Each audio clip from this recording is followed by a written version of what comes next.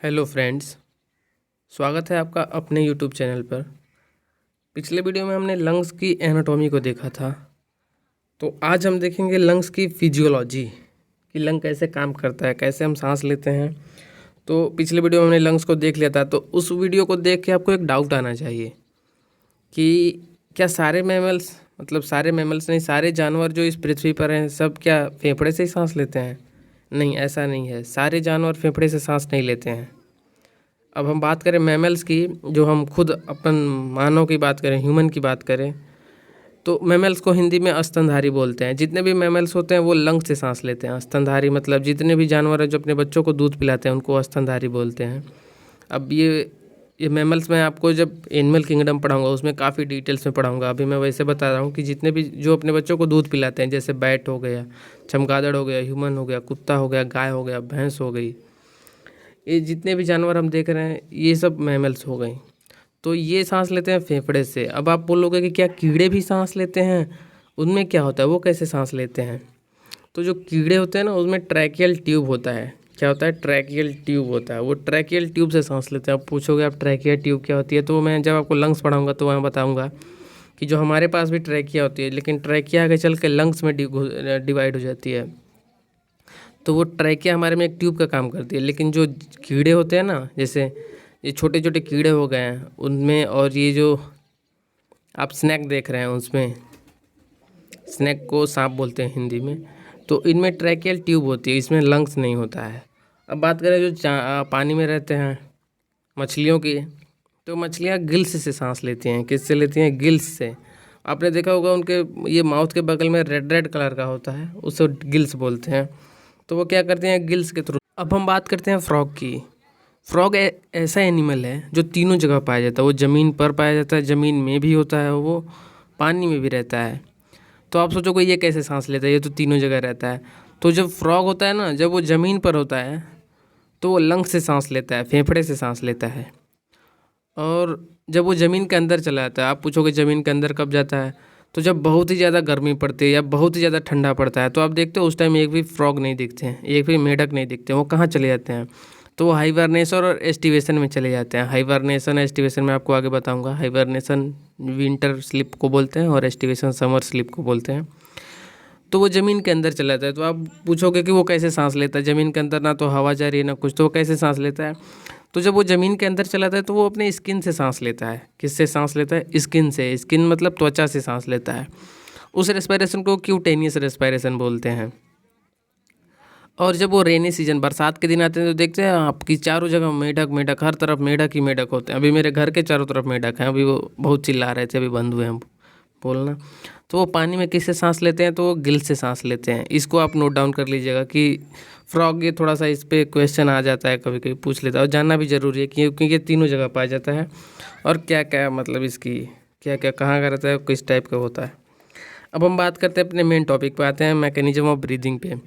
तो mechanism of breathing को मैं हिंदी में हम बोलते हैं कि सांस हम कैसे लेते हैं, ब्रीदिंग पैटर्न। मैकेनिज्म मतलब जो हम सांस, मैकेनिज्म सांस लेते हैं, इसकी मैकेनिज्म को पढ़ेंगे। तो मैकेनिज्म ऑफ ब्रीदिंग में दो चीज़ें आती हैं। जब हम सांस अंदर लेते हैं उसको क्या बोलते हैं? उसमें दो ही हम प्रोसेस करते हैं, एक सांस अंदर लेते हैं, एक सांस बाहर छोड़ते हैं। तो जब हम सांस अंदर लेते हैं उसे इंस्पायरेशन बोलते हैं, और जब हम सांस बाहर छोड़ते हैं उसे एक्सपायरेशन बोलते हैं। एक्सपायरेशन, इसको हिंदी में अंतः श्वसन और बाह्य श्वसन बोलते हैं। तो इसको पढ़ने से पहले हमें कुछ चीज़ें जान लेनी जरूरी है। जैसे हमें खाना बनाने से पहले कुछ चीज़ों का हमें कलेक्शन करना पड़ता है। जैसे सब्ज़ी पहले काट के रखनी पड़ती है, कुछ मिर्ची मसाले पहले से कलेक्ट करके रखने होते हैं। अब ये नहीं कि आप जब खाना बना जाओगे तब दौड़ दौड़ के थोड़ा ही लाओगे, आप तो एक पास कलेक्टर लोगे। तो वैसे ही हमें मैकेनिज्म ऑफ ब्रीदिंग पढ़ने के लिए हम देखते हैं हम कितनी बार सांस लेते हैं। तो एक जो एडल्ट ह्यूमन होता है, नॉर्मल पर्सन एक एडल्ट ह्यूमन की बात करें तो वो 12 से 16 बार सांस लेता है। अब 12 से 16 बार ये तब की कंडीशन है जब वो रेस्ट में होता है, एकदम आराम से बेड पे पड़ा हुआ है, कुर्सी पे बैठा हुआ है। अब ये वैल्यू बढ़ घट सकती है। अब मान लीजिए कोई पर्सन एक्सरसाइज करके आ रहा है या फिर जिम से आ रहा है, तो वे उस टाइम में उसकी वैल्यू ये थोड़ी ज़्यादा हो सकती है। तो क्या होती है, आप बस ये याद रखिए कि नॉर्मल एक एडल्ट पर्सन की ब्रीदिंग रेट कितनी होती है, तो 12 से 16 बार। हम 1 मिनट में कितनी बार सांस लेते हैं, 12 से 16 बार। अब बात करें छोटे बच्चों की, जो न्यूबॉर्न होते हैं, वो थोड़ा तेज़ सांस लेते हैं, उनकी ब्रीदिंग 20 से ज़्यादा होती है, उनका वो जो ब्रीदिंग होता है ना 20+ होता है।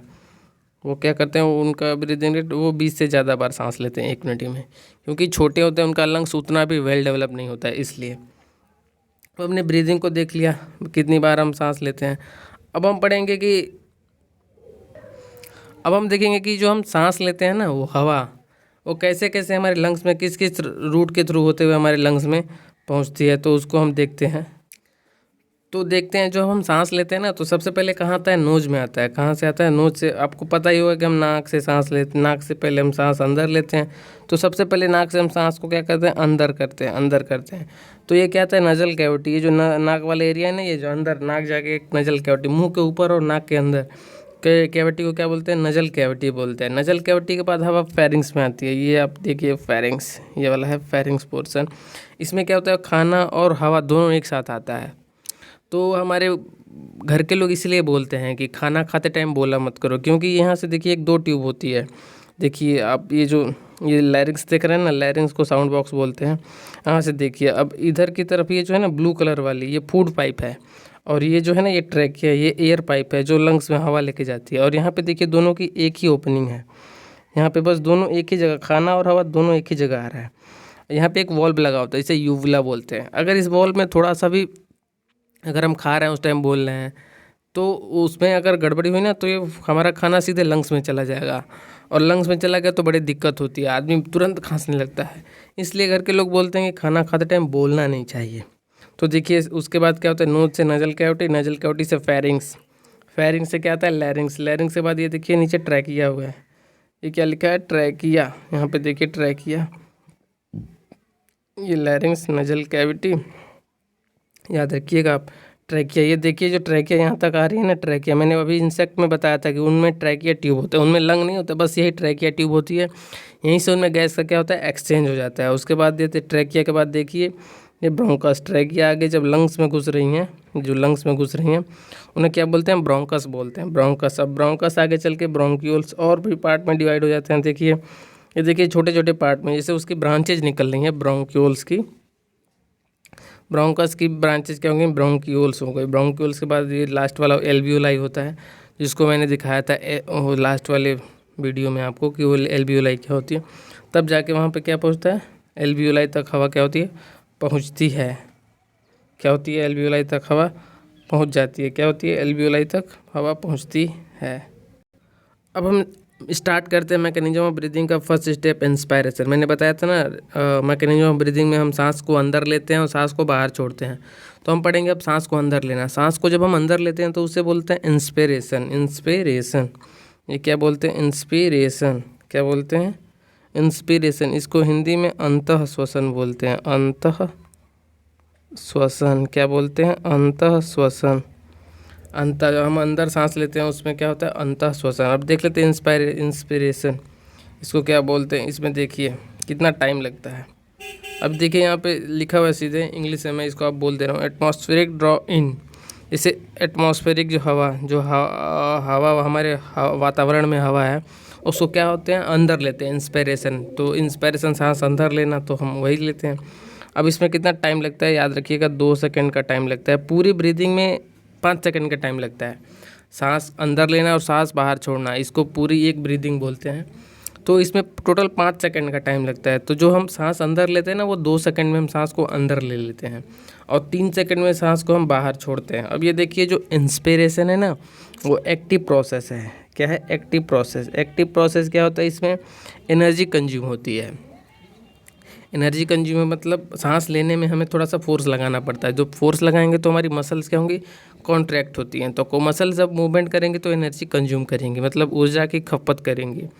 तो क्या बोलते हैं इसे, एक्टिव प्रोसेस। जहाँ भी आपको ऊर्जा की एनर्जी लगानी पड़ेगी वो क्या बोलते हैं, एक्टिव प्रोसेस। जैसे मान लीजिए आपको बाइक से, आपको अपने घर से कहीं जाना है, अपने मामा के घर ही जाना है, तो उस टाइम बाइक में क्या आपको फ्यूल डालना पड़ेगा। फ्यूल डालने के लिए क्या आपको पैसे खर्च करना पड़ेगा।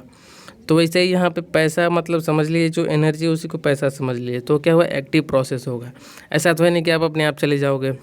अगर आप पैदल भी जाते हो तो आपको अपने मसल्स पे वर्क करना पड़ेगा, मसल्स पे क्या हुआ वर्क करना पड़ेगा, उस टाइम भी आपको कुछ खाना पड़ेगा क्योंकि आपको चलना है। तो इस वाले प्रोसेस क्या बोलते हैं, एक्टिव प्रोसेस। जहाँ भी एनर्जी कंज्यूम होगी ना उस वाले प्रोसेस को एक्टिव प्रोसेस बोलते हैं। अब देखिए इंस्पिरेशन, अभी मैंने बताया कि जब हम सांस लेते हैं तो मसल्स वर्क करती हैं। तो अब देख लेते हैं कौन कौन सी मसल्स इसमें वर्क करती हैं। तो इसमें कौन कौन सी मसल्स वर्क करती हैं। तो देखिए इसमें सबसे पहले एक डायाफ्राम और डीआईसीएम। ये डायाफ्राम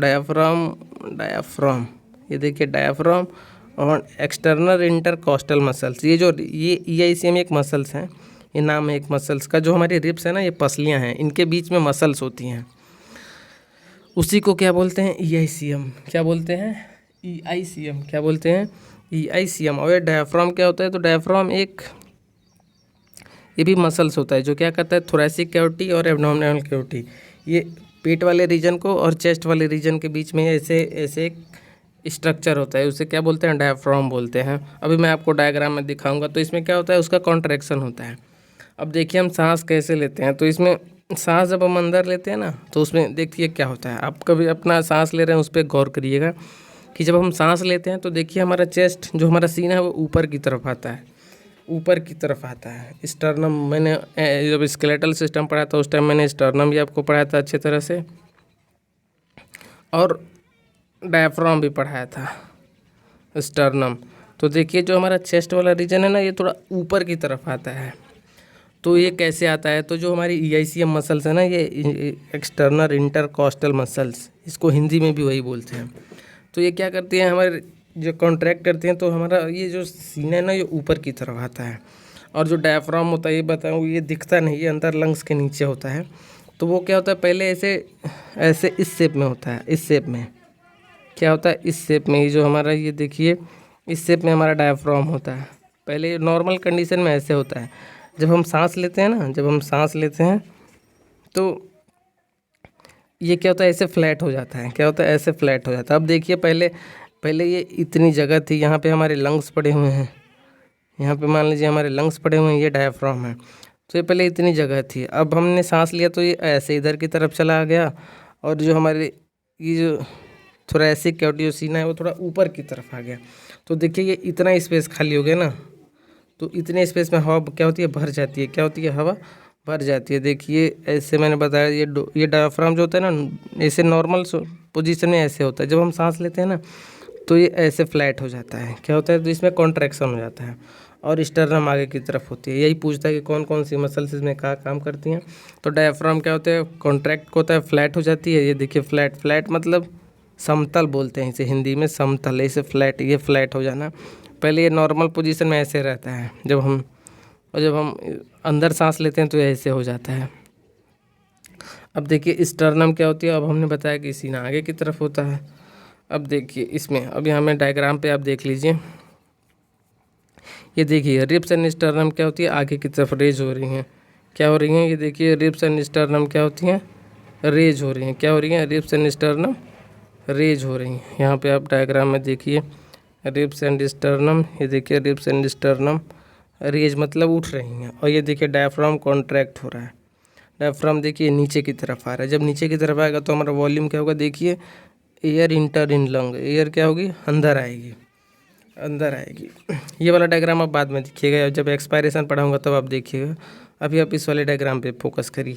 तो ये देखिए क्या हो रहा है, यहाँ पे अंदर हवा आ रही है, जब क्या हो रहा है, स्टर्नम आगे की तरफ आ रहा है और डायफ्राम कॉन्ट्रैक्ट हो रहा है। डायफ्राम ऐसे कॉन्ट्रैक्ट होकर ऐसे सीधा हो जाएगा। अब देखिए इंस्पायरेशन कब होता है, तो जब हमारे अंदर प्रेशर कम होता है, बाहर प्रेशर ज़्यादा होता है। एटमॉस्फेरिक प्रेशर में क्या होता है, ज़्यादा प्रेशर होता है। तब हमारे, अब आपने देखा होगा कि high pressure to low pressure कोई भी चीज़ फ्लो करती है, तो बाहर हाई प्रेशर है, अंदर लो प्रेशर, तो अंदर हवा जाने लगती है। अब देखिए हम सांस छोड़ते कब हैं। अब हम बात करते हैं एक्सपायरेशन। इंस्पायरेशन हमने पढ़ लिया, एक बार मैं आपको क्विक रिवीजन करा देता हूँ कि इंस्पायरेशन, सांस अंदर लेना, उसे क्या बोलते हैं, इंस्पायरेशन। इसमें क्या होता है, एयर ड्रॉ इन। इसमें देखिए इंस्पायरेशन में क्या हम करते हैं, सांस को क्या होता है, अंदर लेते हैं, हवा को क्या लेते हैं, एटमॉस्फेरिक एयर को क्या हम अंदर लेते हैं। इसमें कितना टाइम लगता है, 2 सेकंड का टाइम लगता है। ये एक एक्टिव प्रोसेस में एनर्जी कंज्यूम होती है। इसमें क्या होता है, डायफ्राम एंड ईआईसीएम क्या होता है, कॉन्ट्रैक्ट। इसमें क्या मेन रोल यही करती है, एक डायफ्राम भी मैंने आपको डायग्राम में दिखा, और ईआईसीएम क्या होता है, कॉन्ट्रैक्शन होता है। अब इसमें देखिए डायफ्राम फ्लैट हो जाता है, ये इसे हम आगे की तरफ आती है, जिससे क्या होता है इंटीरियर पोस्टीरियर डॉर्सो वेंट्रल में क्या होता है वॉल्यूम बढ़ जाता है। आप इस डायग्राम में आप देख सकते हैं।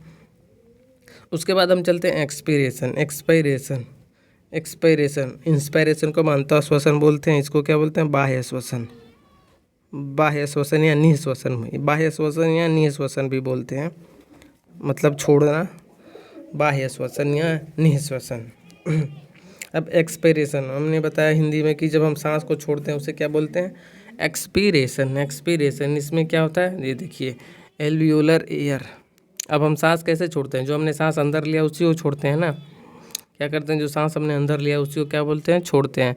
तो इसमें जो एल्वियोलाई एयर होती है ना ये रिलीज्ड आउट होती है, देखिए रिलीज्ड और आउट मतलब बाहर की तरफ निकलती है। इसमें क्या अब देखिए कब होता है सांस हम कब छोड़ते हैं, सांस तो हमें पता है कि हमने कब लिया, ये तो हो गया। ये देखिए हम सांस कब छोड़ते हैं, क्यों छोड़ते हैं, तो जब हमारे अंदर जब ज़्यादा हवा हो जाती है ना, CO2 जब ज़्यादा कलेक्ट हो जाता है, मतलब